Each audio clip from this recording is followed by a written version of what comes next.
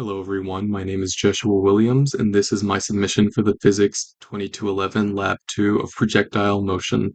Now the purpose of this lab is to analyze an object that is thrown and moves like a projectile, and to compare that analysis to a computational model that takes gravity into account, and then one that takes gravity and drag into account. The assumptions of this computational model are that there are no lift or spin forces, the object is uniform all around, there's no wind or change in gravity/air density due to the altitude, and the object moves in a perfect 2D motion, meaning that there's no movement along the z-axis. The physics fundamentals used in this are Newton's second law, which states that force equals mass times acceleration, and then derived from that, we have the velocity update formula, which states that the initial velocity plus f net over m times the change in time equals our final velocity, and then the position update formula, which says that the initial position plus the average velocity times change in time equals our final position. Now, drag force is a fluid resistance force that opposes an object's motion, and that's modeled by the equation v times velocity squared times the magnitude of velocity. And the gravitational force is mass times gravity, and F net equals the force of drag plus the force of gravity. The computational model accurately portrayed the real-world trajectory when only force of gravity was calculated. However, the real-world graph when force of drag was calculated is not identical to the ideal representation in GlowScript. The system is the paper ball that I threw, and the surroundings are everything around that ball. The procedure was to record a video tossing the ball through the air, import that video into Tracker to analyze the object's change in position frame by frame, create a computational model of the object's predicted motion in GlowScript, and use fundamental physics principles to accurately predict those. Now, the initial conditions of the GlowScript model were the initial position is this, final position is that, and the mass is 1 gram, and the initial velocity is that vector. Now here's my tracker analysis, and that's that. Now here in my computational model, I set my initial conditions with the ball mass, ball position, and ball velocity.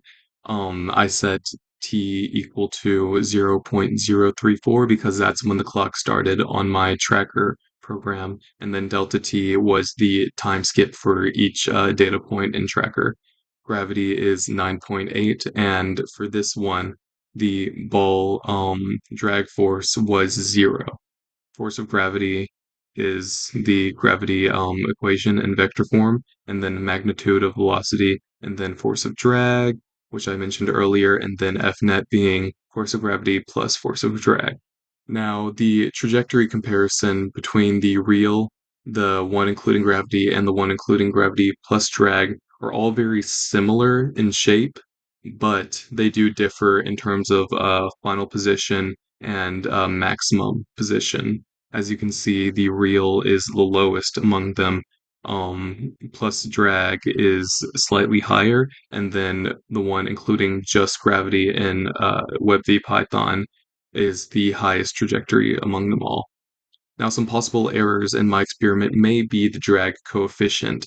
The coefficient could be incorrect for what I used as an object to throw, and it could possibly change value as the ball changed orientation.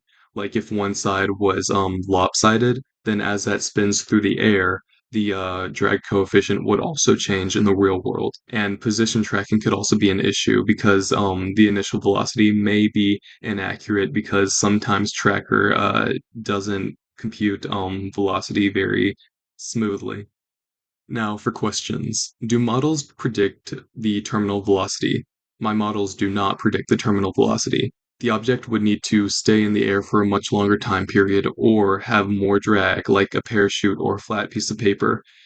Because of the shape and mass of my ball, the velocity showed a very linear progression up the curve, while if it had a terminal velocity shown in the graph, that velocity would be diminishing and have a flat curve at the end.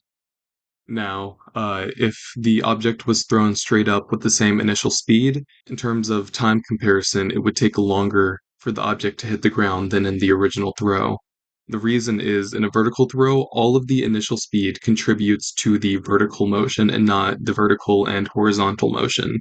In the angled throw, only the vertical component, which is initial velocity times sine of theta, would contribute to the path of the ball.